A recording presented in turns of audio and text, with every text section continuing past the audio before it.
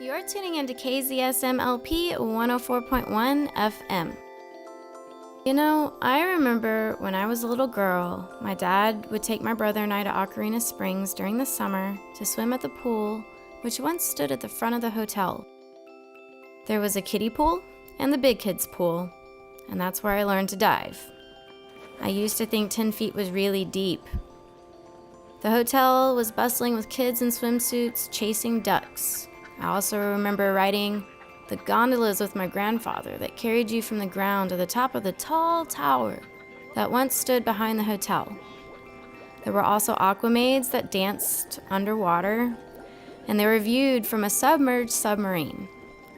Aquarena was quite the tourist attraction back in the day. I'm sure many of you listening also have fond memories. Of course, in order to preserve nature and the delicate ecosystem, it was better for our river to kick out Sweet Ralph the Swimming Pig, undo the restaurant, and unhinge the beautiful gondola architecture that once was. But now, our river can breathe a little easier. The things that remain are the hotel and the glass-bottom boats, and somewhere on the hills remains a model of a Spanish mission. I really wish I could have the memory of the springs as they once were, too. To be able to see the springs as geysers, I mean, wouldn't that be something? One thing is for sure, the river is here for us to enjoy, to let it nourish us, bathe us, teach us, and bring people together in an almost synchronistic manner. Welcome to COSMRadio, citizens of San Marcos, locals and legends to bring you a little closer home. I'm your host, Lauren Hoffman, and today we get to talk to 4 special guests. We'll hear some of the earliest memories from retired Aquamaid and daughter of Aquarena Springs founder, Shirley Rogers. To complement her interview, we talk with Nikkye Vargas and Katinka Pinka about the Mermaid Society and their backgrounds as citizens and entrepreneurs of our community. And last, we Skype with Paul Collins, where we discuss his beautiful film and portrait of the San Marcos River Yakona, as well as concept in relation to ancient and modern culture in San Marcos, as well as his current project. Here's Nikkye, Katinka, and Shirley. Hi, my name is Nikkye Vargas, and I'm 27. I'm a San Marcos local, born and raised.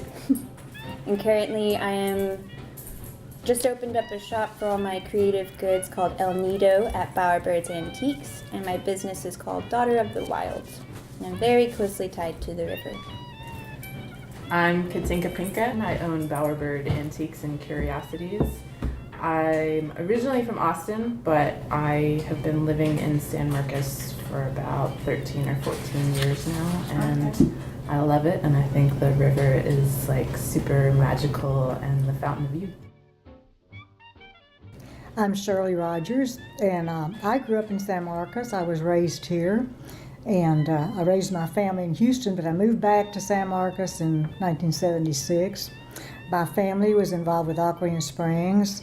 My grandfather built the hotel on the river, and my grandfather and the golf course, and then my father was the founder of Aquarena Springs. So I've been associated with the river all my life, and we lived in a little farmhouse on the river that is now Riverside Drive. And then my grandfather owned Rio Vista Park, and we had cabins there, and we moved right by the waterfall, right by the dam. We lived in that cabin from the time I was in like 6th grade till I was in high school, so I grew up right there on the river. Learned to swim at 3 and spent every afternoon in the river with all my cousins. So I literally grew up on and in the river. Did you get to see what the area looked like before the hotel was built, or were you around then? I was around then. Yes, I did. I saw it before Aquarena opened in 1952, and I grew up in the 40s and 50s, so yes, I definitely remember exactly what it looked like before Aquarena was there. All I remember seeing is a postcard with a little picnic table and like a rock wall kind of around the headwater, you know. And, exactly. And, yeah. Exactly. The pool at the hotel. The pool's not there now, but the Right. swimming pool was not there. Just the hotel and the golf course, and that was about it. Do you know much about how the idea of the glass bottom boat tour started? I definitely do. My father, my grandfather was the beginning. He was, I guess my family has been tourist-minded always, and he owned the property at the headwaters of the river. And in 1929, he opened the Spring Lake Hotel, which is now the headquarters for the Meta Center. And he built the golf course. His dream was to make this a river resort, which he did. And the hotel opened in 1929, but didn't stay in operation too long because the Depression came about that time. So, but there was a big opening with orchestra on the roof of the hotel, dancing. It was very formal, and people, it was in the papers and on the news, and people came from miles around, and hundreds of visitors came. But anyway, my dad, I guess, inherited the vision, and when I guess this was about 1946 when he decided to try to build had a builder here in San Marcos build the first glass bottom boat, which was about a 16-foot boat with an electric motor, and they figured out how to put the glass in. And when my dad viewed the underwater scene for the first time through the glass, he was so impressed and so awestruck, he thought this must be shared. So that was the beginning of the glass bottom boats. So this was like a legacy, right? That your dad wanted to carry on your grandfather's legacy. Yes, that's true. The hotel, after it closed, it was leased out to several different. It was a medical facility for a while, and then Brown School leased it for 20 years for their school. When their lease was up, my dad, that was in around 1963, I believe, he renovated and made it into a hotel again and enlarged the rooms, so it was reopened then as a hotel. And then my dad took a trip. When we went with him, I was young, but we all took a trip to Florida to some of the water resorts there, Silver Springs, Weekawachi Springs, and in fact, that's where I saw my first mermaid. Yeah, was that the inspiration? That was a lot of the inspiration, and I thought, oh, that's the most beautiful thing I'd ever seen. Yeah. So someday I'm going to do that. So tell me a little bit about the installation of the theater, the submarine. That's a pretty wild idea if you think about it. Well, it was, and the one at Weekawachi was a stationary a theater underwater, but this one, my dad had the idea of making it submergible, where when it was completed, it was quite a engineering feat. It was featured on the cover of Popular Mechanics magazine in 1952, I believe. So he could he wanted to designate that the world's only submarine theater, which I believe it was.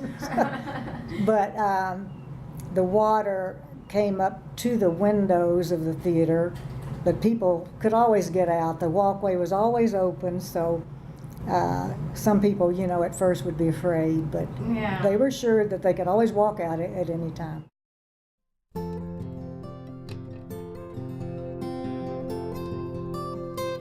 So let's get into those questions about your underwater life as an Aquamaid, and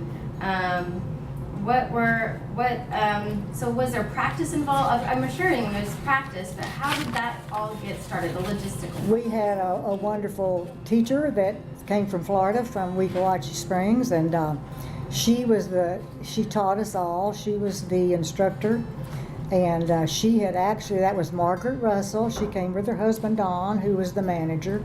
Margaret, when she was in Florida back in the 40s, I guess it was, there was a movie called Mr. Peabody and the Mermaid with Ann Blythe, and Margaret Russell was the stand-in for Ann Blythe in that movie from way back. So she was a beautiful swimmer. But she taught us all how to breathe through the air hose, and it took about 2 weeks to learn to breathe and do the underwater ballet, eat and drink underwater. So it was about at least a 2-week process, sometimes longer, depending on. So you would eat underwater? We had an underwater picnic. Oh, goodness. Actually ate sometimes a plum, sometimes a Hershey bar.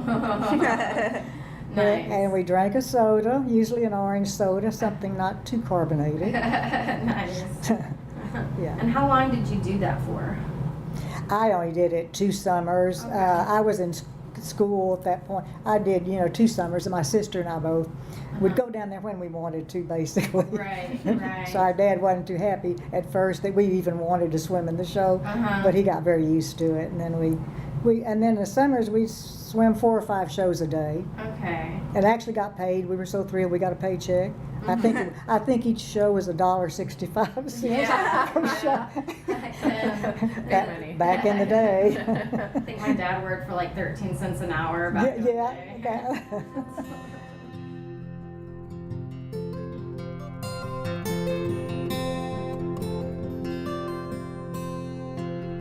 So tell me a couple of the story, your fondest memories, and it might be, associated with being an Aquamaid or not. There were funny things that happened during the show because you never knew what to expect. And part of the underwater show was demonstrating, we called it the buoyancy routine, where it showed the audience how we learned, perfected staying in one place, and it's all done through breathing.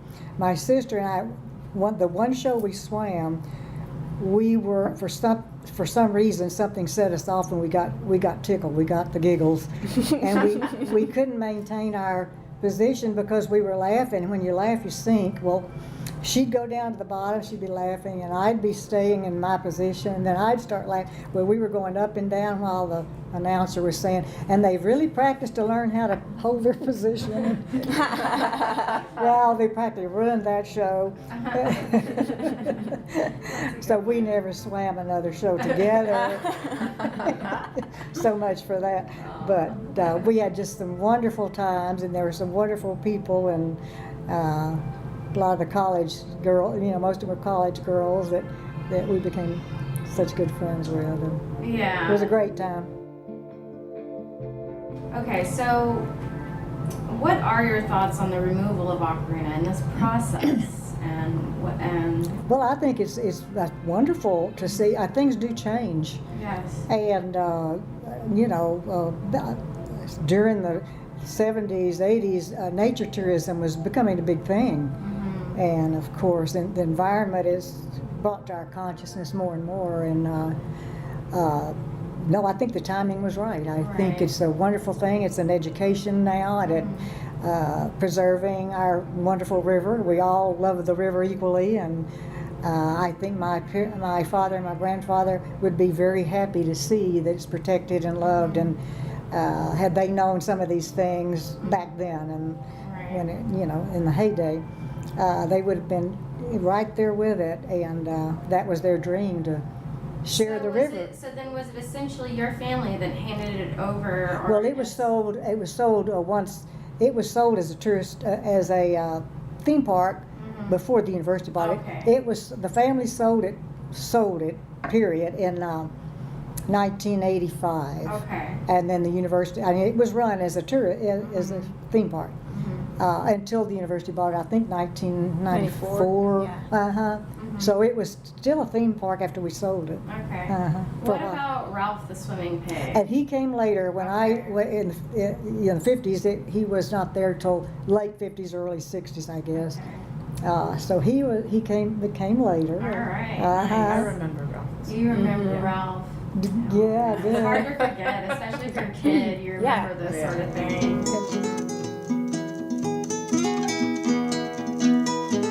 If COSMRadio is helping to entertain your commute to work, please consider becoming a COSM sponsor, or you can make a donation. Visit COSMRadio.org. Or, if you're tuning into San Marcos, Texas Community Radio, KZSM LP 104.1 FM, you can make a donation or become an underwriter of COSMRadio at kzsm.org. Help keep community radio alive.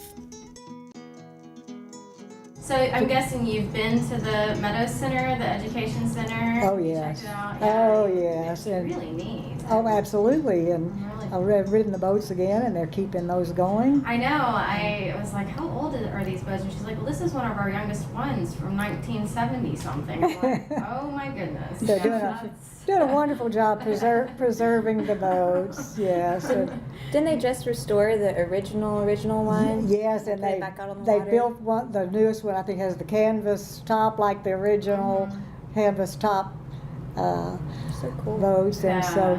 that's neat. So now I know that the Burleson house was a model over there. Was that y'all's project? Was that? Yes, yes. Okay. And It was a replica, and it burned. Yeah, I It burned down.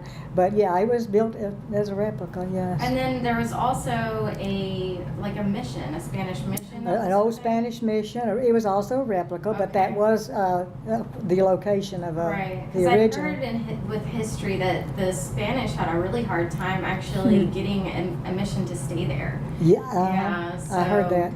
And now they're just trying to keep people off of it. And I think, the more you do that, the more people are going to trespass. It's just, that's curiosity for you, It's like, So true. And then part of Aquarena was the frontier village, and the Merriman cabin was there originally. That was the oldest home, and supposedly the Okay. oldest home in San Marcos that my dad had discovered Okay. under an old building. so even older than the Burleson home. Or was it the Burleson home? Well, let's see. I don't know the time. Well, I guess it would have to have been if it was the oldest. Yes, Yeah. would have had to have been older. Because I'd seen pictures of the Burleson family, very, very old picture. Now, Yeah. that when Aquarena was sold, the university donated that, the owners donated that to the city. Mermaid Cabin is now down at the plaza, the Heritage Plaza. Oh, okay. So Now that's the little cabin. And it was cool. twice that cabin was unassembled and marked log by log. It was, and then rebuilt. So my dad did it first, and then it was moved again. Wow.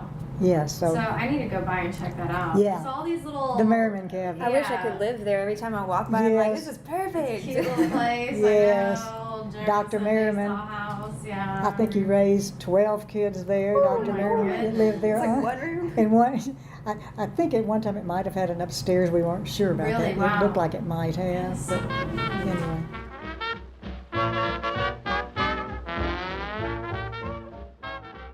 My grandfather was in the furniture business and funeral business. He had A.B. Rogers Furniture Store, which was there on the square.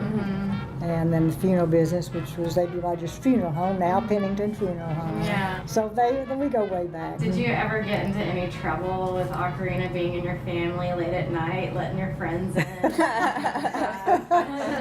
I guess I wasn't old enough to be that adventuresome. Hadn't thought of it.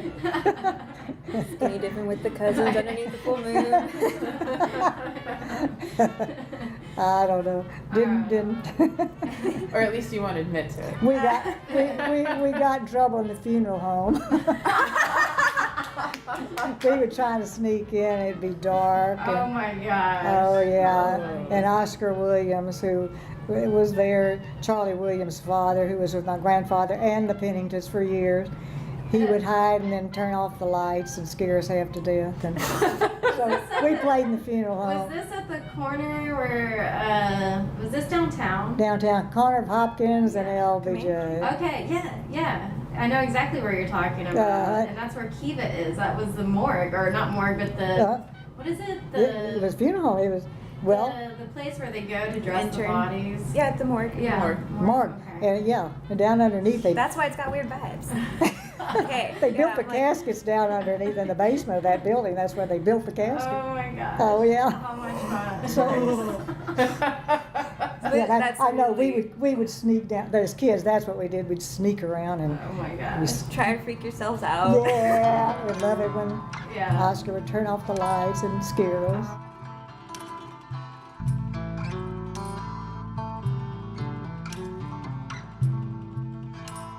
So moving on to Nikkye, and tell us your background, and then remember I think I mentioned The that too. progression? The progression, Yeah. the Nikkye progression. Yeah. Okay. So I was born in San Marcos. I grew up on Bishop Street, and I was born at the CTMC. But I was here because my mom went to school here for respiratory therapy. She moved here in the 70s, but she had been doing that since she was about 14 because it was like a different time. And I guess my parents just chose to stick around here because it is such a unique place, and it literally is the fountains of youth. So I've had a very close tie with the river, always being with it, and being downstream in the country and upstream here in the city. Just, it's very important. And then, like, as I was getting older and getting ready to graduate from high school, I wanted to branch out, because if you get stuck in your hometown, you know, it's like not very conducive to a lot, is what they try to tell you. So I had everything ready to go out to school in Portland, Oregon, but something just kept me here. I was like, no, you're not ready. It was a lot of family stuff, but just the energy too. And that's when I ended up getting a job at Paper Bear, which is a local store downtown. And when that happened, I was like, okay, I can stay here. You know, I can have a job, I can do this. And that's where I met you. Yeah. A couple months into it, you walk in, you're like, I'm fresh from Germany and I need a job. And I was like, I'll tell them for you. That's right. Yeah, I remember that. So that was working at Paper Bear kind of reintroduced me to working with stones and making jewelry, and just that creativeness that had always been there. It just nurtured it a lot. But it also sucked away a bunch of creativity too, because you were just expected to like make everything every day, you know, for minimum wage pay, which wasn't bad there. It gave me a lot of experience, but it just zapped it from me. So I took 5 years off from making stuff, and then worked a couple different other local jobs, worked at a bakery, worked at a flower shop while still going to school here, and morphing from all these different degrees and intermixing environmental geography and anthropology and then horticulture, and always being drawn back down to the river and understanding like, holy moly, like where I'm from is not like common. You can't find water like this and the wild rice and just the history anywhere else. And I was beginning to understand why the river had asked me to stay so long. Things like that started working out, and a couple summers ago, 3 or 4 years ago, I started setting up my stuff at the farmer's market. And as soon as I took the initiative to let go and go with the flow, like the river has always taught, is when my creative input started supporting me, and then the river was like, I've got an opportunity. They're going to want you to be the river ranger to do litter patrol and educational awareness, and then you'll intern with the Meadow Center doing the watershed protection plan. And it's all just been a big ball rolling.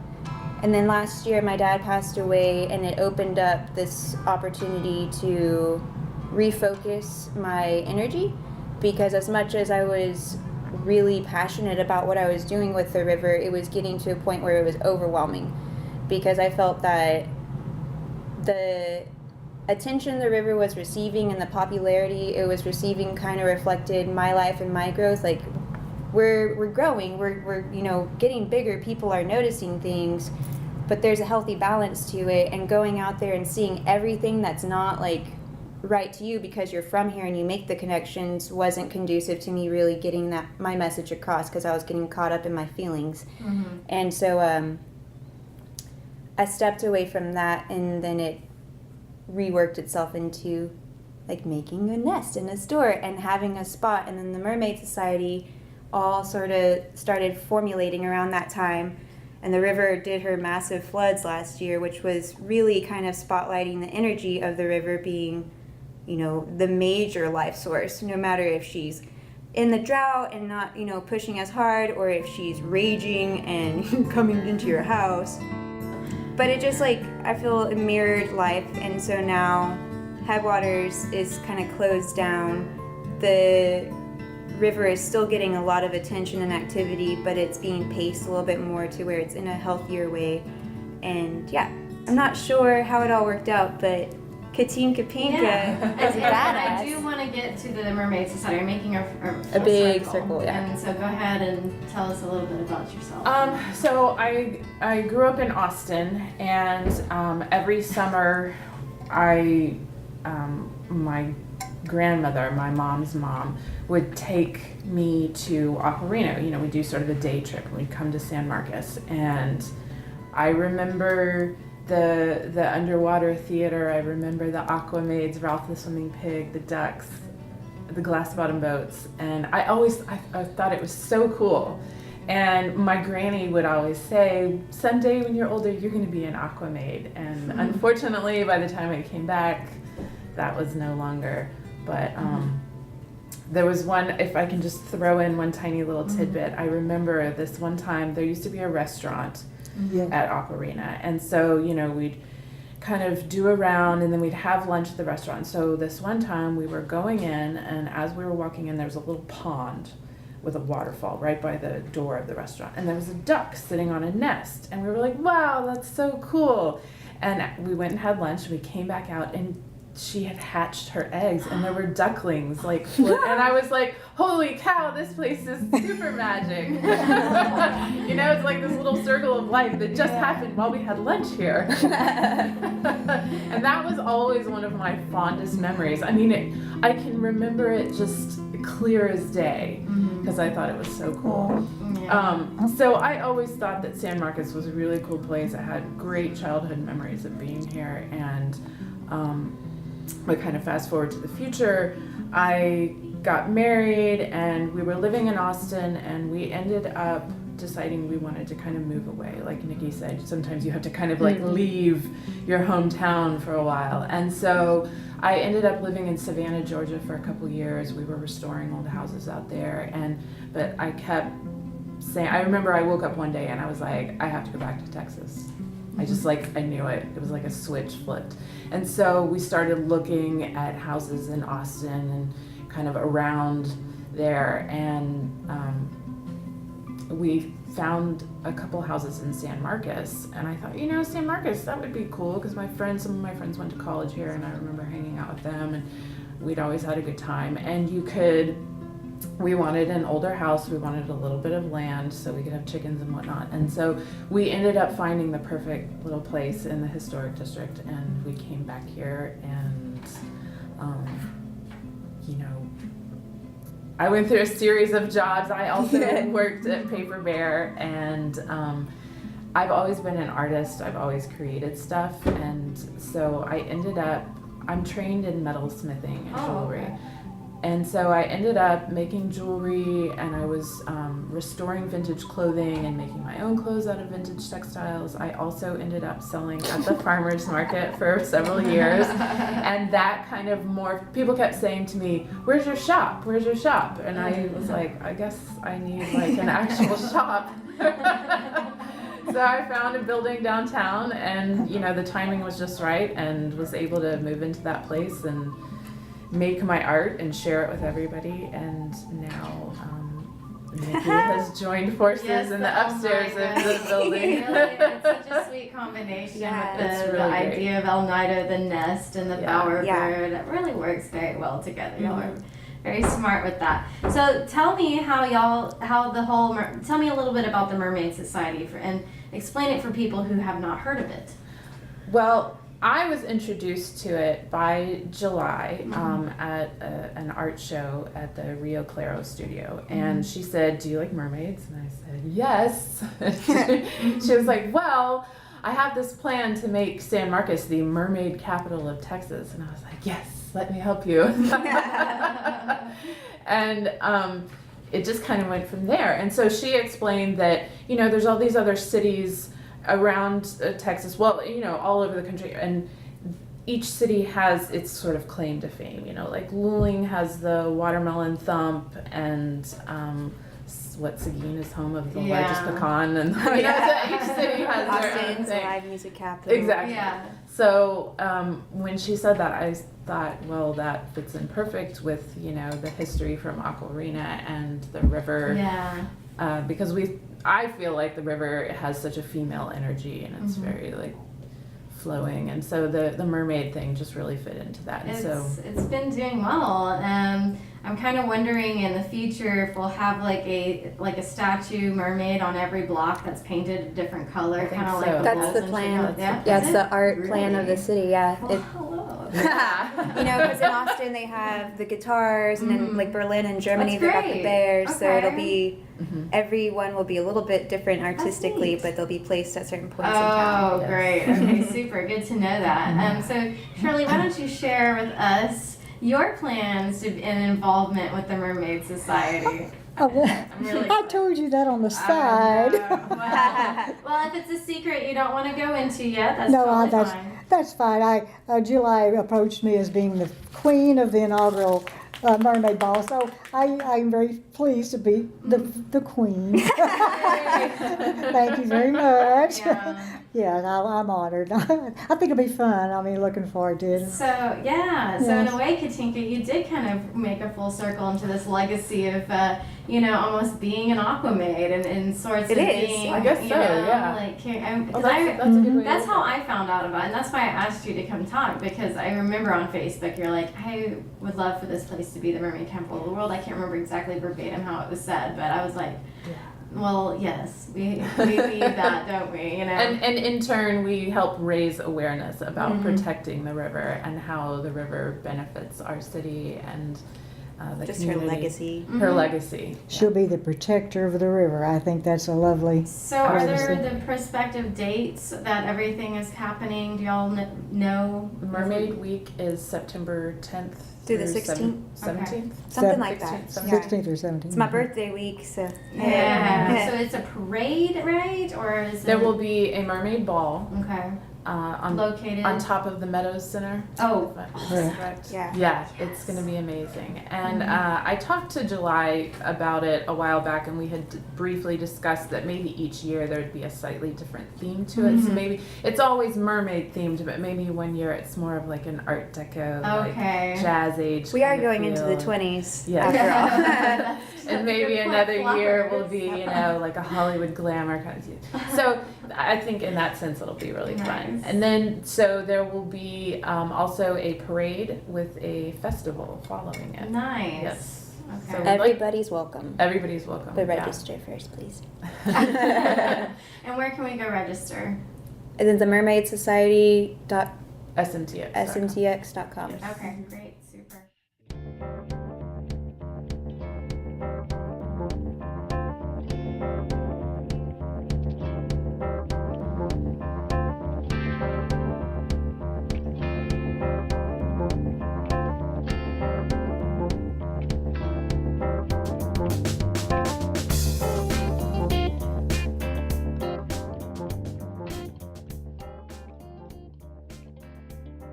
To support stories of local history, heritage, and legends in the Central Texas area, please consider becoming a COSM sponsor, or you can make a donation.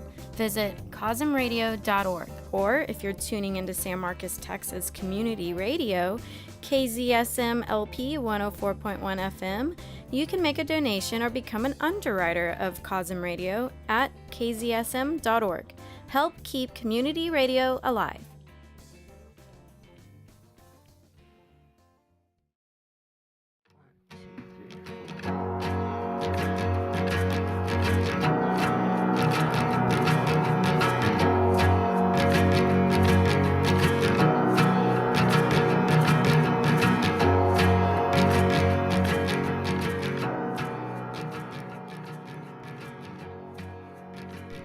Next, we Skype with Paul Collins, where we discuss his film Yakona, as well as his thoughts surrounding the local indigenous culture and more. Here's Paul. I feel like Yakona speaks to the viewer in a subconscious way. And I think that's one of the most powerful things we talk about my connection to the river, is that I think the river speaks to all of us in that subconscious way, in a way that talks to us in our DNA that's thousands of years old. And the images that we show and the beauty is that language. I'd probably say that it's a portrait of a river, and being the conceptual idea behind it is through the river's eyes and what the river has seen through its history. Trying to evoke a sense of empathy and understanding from another point of view. And I think what was really important for us is to try to make a timeless piece. And the idea of being timeless with the San Marcos River transcends thousands, perhaps hundreds of thousands of years before humanity. And so the idea of bringing in any type of, I feel like, human component, we try to minimize that, even through language. If we would have brought in even certain issues that are affecting the river today, they would only been a blink of an eye in the history of the river. So in a sense, we wanted this film not only to be understood by the first peoples of San Marcos if they saw it, we want it to be understood 12,000 years from now in the future.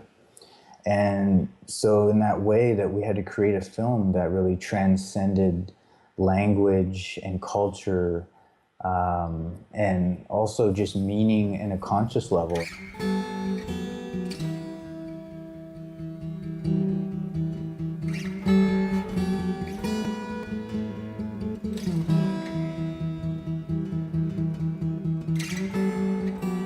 I grew up around a lot of indigenous people through my grandfather and here in Canada.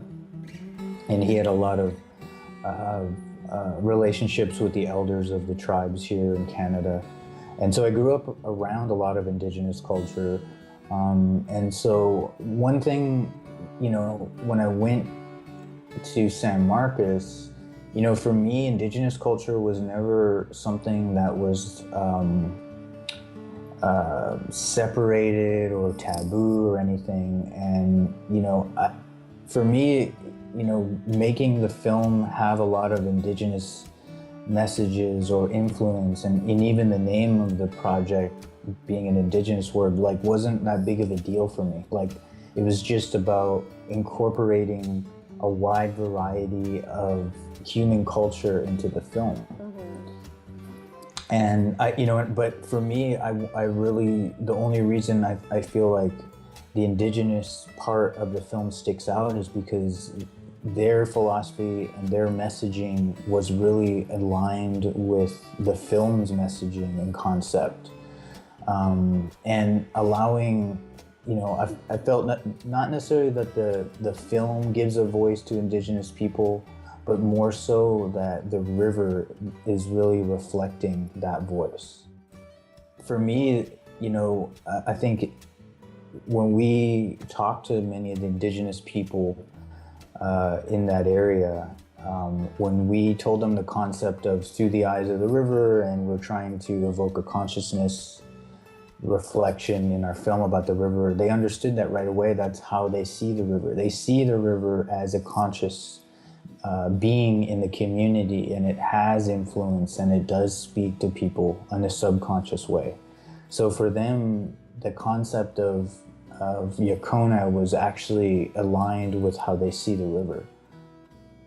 I grew up making a lot of short animations and little short skits and stuff, and I've always been interested in photography. I've started doing photography when I was really young, and so the idea of visual storytelling was something that I was always really attuned to.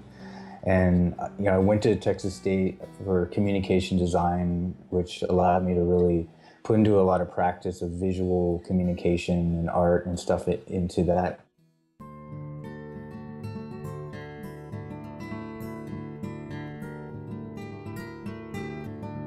What attracted me to the river was when I arrived in Houston for high school, there wasn't a lot of natural scapes and places for what I was used to being in Vancouver. And when I got to San Marcos, the river really attracted me because it was a natural place that I felt attracted me like I did when I was growing up in Vancouver.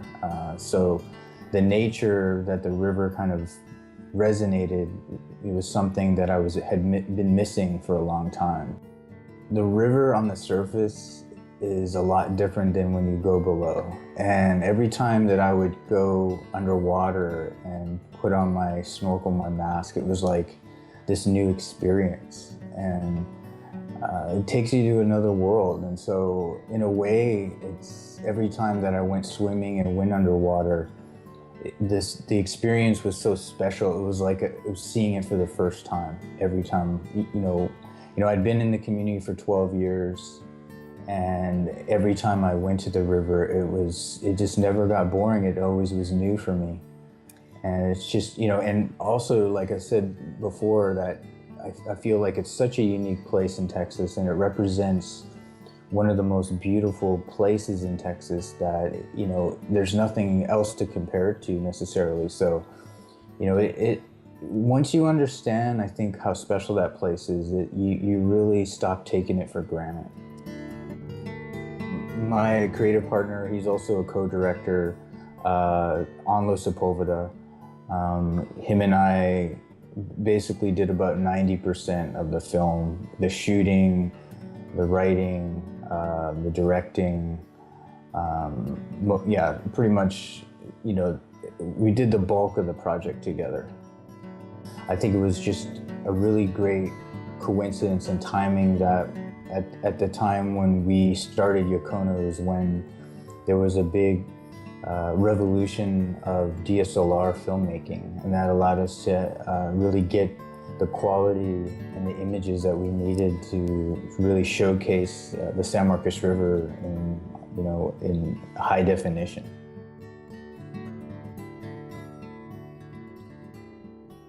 The story between the turtle and the bird, that I think for me was so memorable because it literally had me and everyone around me just clinging to their seats, like, what's gonna happen, So was that just like a chance-like situation or did you go out with the intent that, of course you wanted to get some wildlife, but did you have any idea that you were gonna capture that relationship?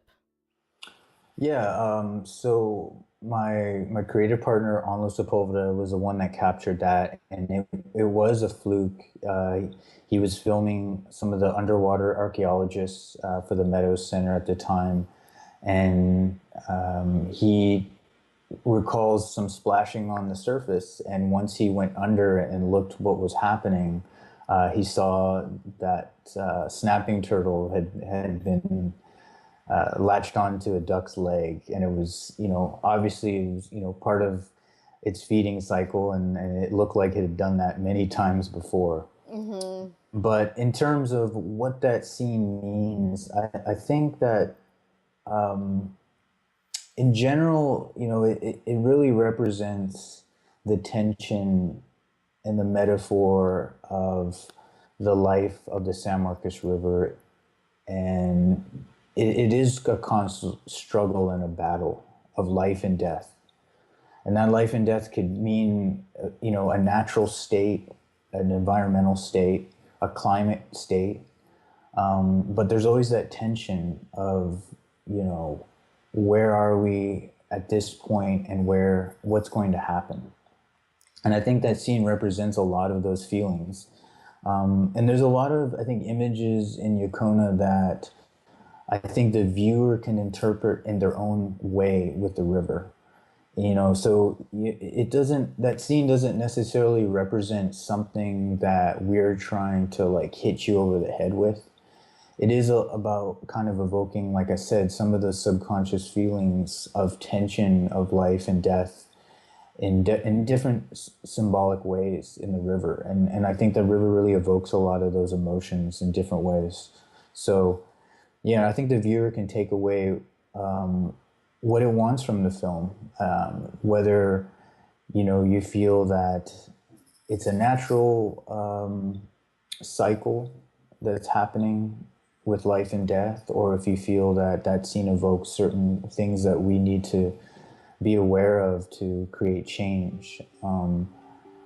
And for those that stayed till after the credits of the film, you get to see if that resolution gets resolved or not. So.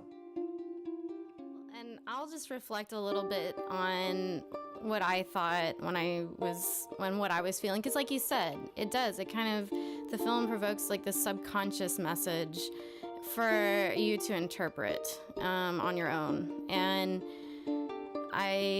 even the first time I saw it, I was thinking, this is to me, it was like the struggle with taking this beautiful jewel away from the natives. And, can we ever acknowledge and pay respect to, history? And especially after, recently with interviewing all these amazing people, I see that maybe this is changing. Maybe there is a change in consciousness, and but we'll see. We don't know.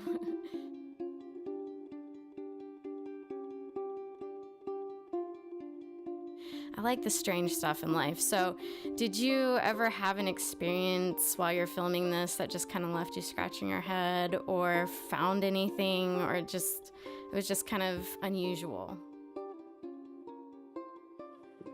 Yeah, the whole journey of making the film was a very spiritual experience. There was a lot of just strange, magical things that were happening, and the people that were involved, and the timing and the serendipitous moments. And it really made me understand how magical water is. And if anything is a vehicle of a spirit, water holds the spirit. Yeah. And it holds a lot of spiritual power and message. And, I think water is something that we take for granted, and it is one of the most powerful things in our lives. I mean, it's the first thing that we offer a stranger, or any life form, whether it's a plant or an animal or a friend, a stranger, we offer them water, and it is something that connects all life. And if we were looking for that one thing that we all had in common, that all thing that brings people together, and the thing that gives us life and hope, water is that element.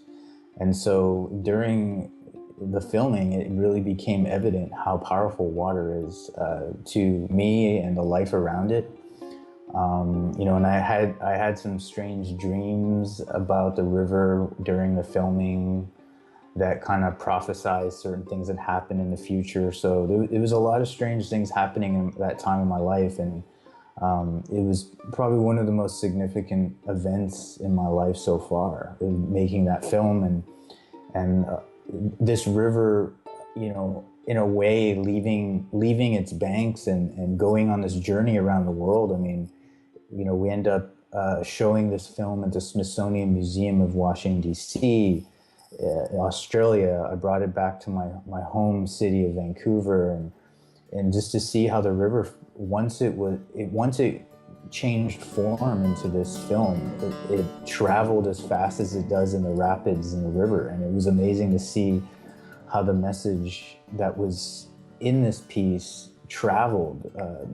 It flowed just like water all around the world. It was amazing.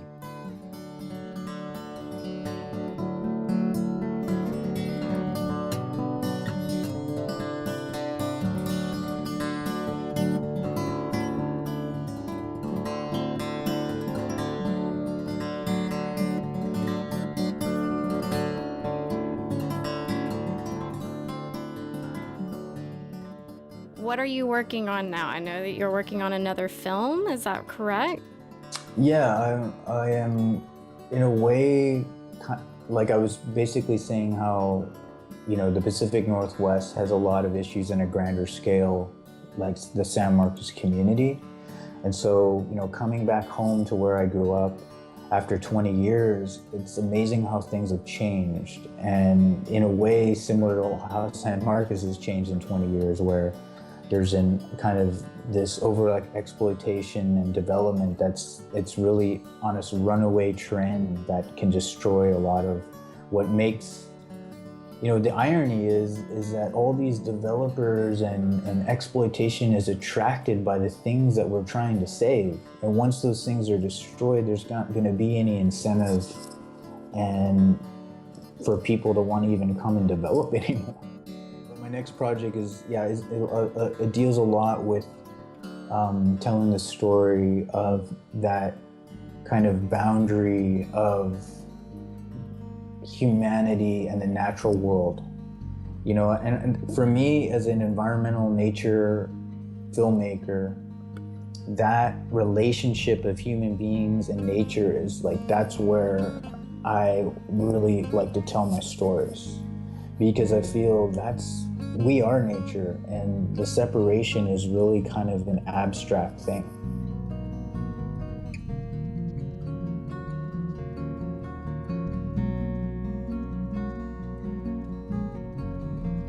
We can learn a lot about our relationships with nature and our history, and even though we sometimes look at the past and human cultures as less advanced, in reality, there's things that we were more in tune to and advanced in the past than we are today.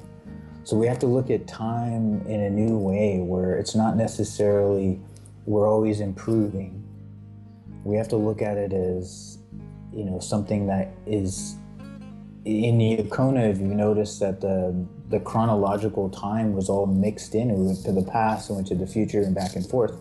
And I feel that's kind of our relationship with the natural world.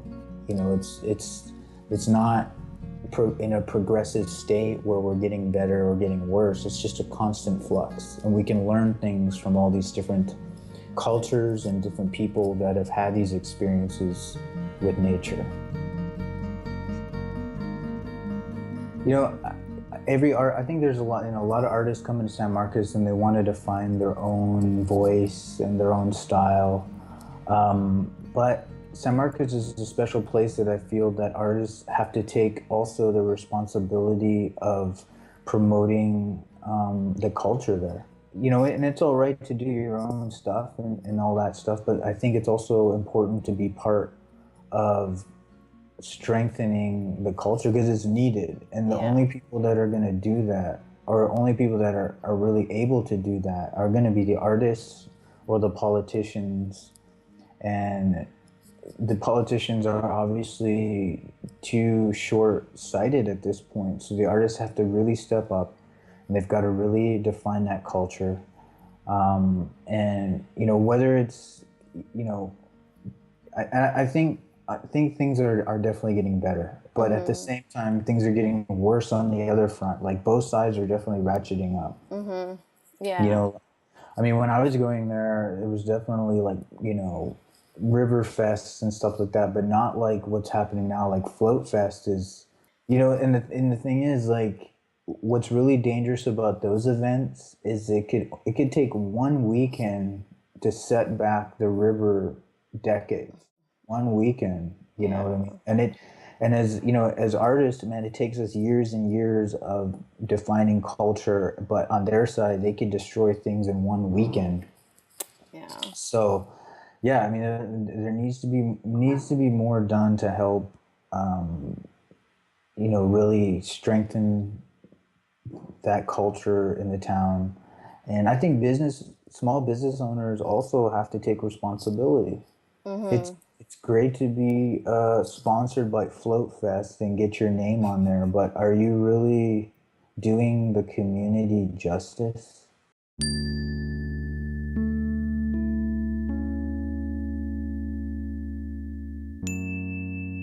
You know, the city needs to figure out a different way, a different economic incentive to attract people to that river. And look, you know, if you go 30 miles up the road to Austin, there's 10,000 people that are interested in natural ecology and ecotourism and are willing to spend money on that type of market economy. And, you know, San Marcos needs to figure out how to create that market to attract those type of people, instead of people that just want to use San Marcos for the weekend and throw their trash in the river. They need to attract different types of people. We have to decide. Are we going to be taking self-responsibility to help the community, or are we going to wait for somebody else to do it?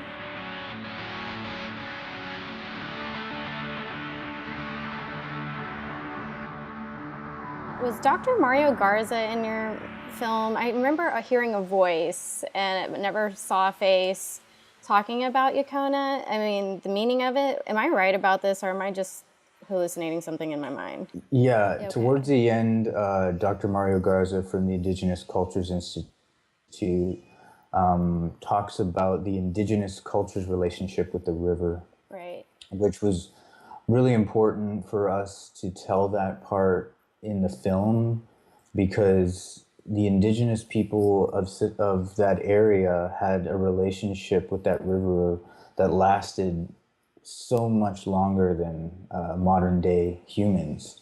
And they understand the river in a very deeper cultural meaning. And they've seen, having that long relationship with something, they've seen kind of what's the most important part and aspects of that water resource. And so Dr. Mario Garza for the Indigenous Cultures Institute, is somebody in the community that tries to communicate and educate people on that deeper understanding and why that water resource is really important to the indigenous people and the history of that area.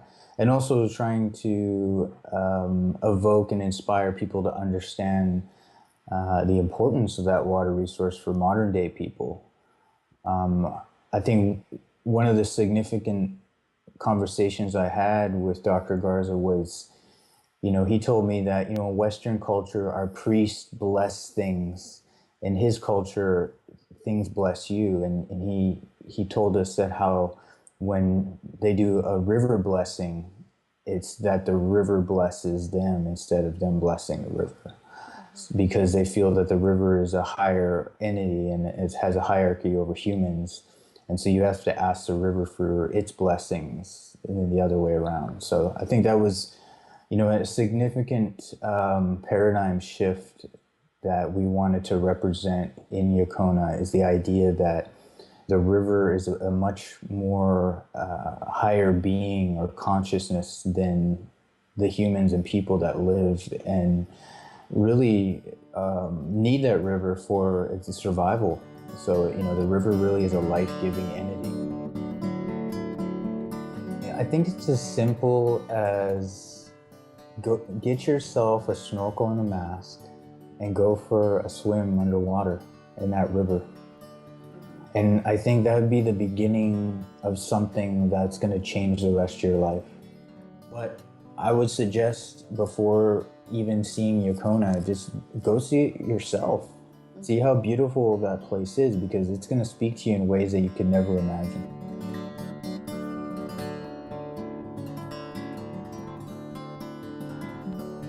In solidarity with Standing Rock, North Dakota, Yakona will donate all sales to help a nonprofit organization in support of the safety of people and water in North Dakota.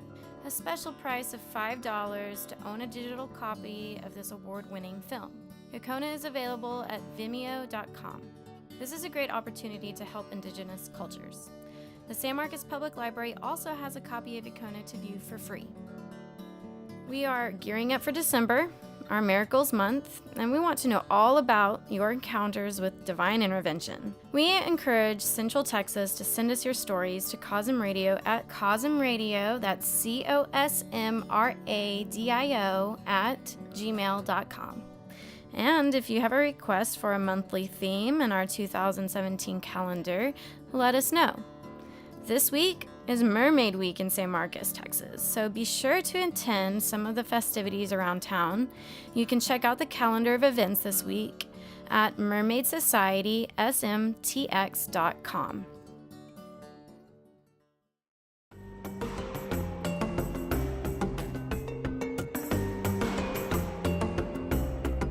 Thanks for listening to COSMRadio. To become a sponsor, please visit cosmradio.org. Or if you're listening locally from 104.1 FM, KZSM San Marcos, Texas, please donate or consider being a sponsor for COSMRadio through our community radio station at kzsm.org. I'd like to thank all our COSM guests and our sound assistant, Nix Nova. Stay tuned for more episodes uploaded weekly or bi-weekly with the podcast app in iTunes. Live streaming from kzsm.org is also available. Check out COSMRadio from 3 to 4 on Sundays, as well as The Slanted Sandwich at noon on Mondays. Stay tuned for True Community Radio.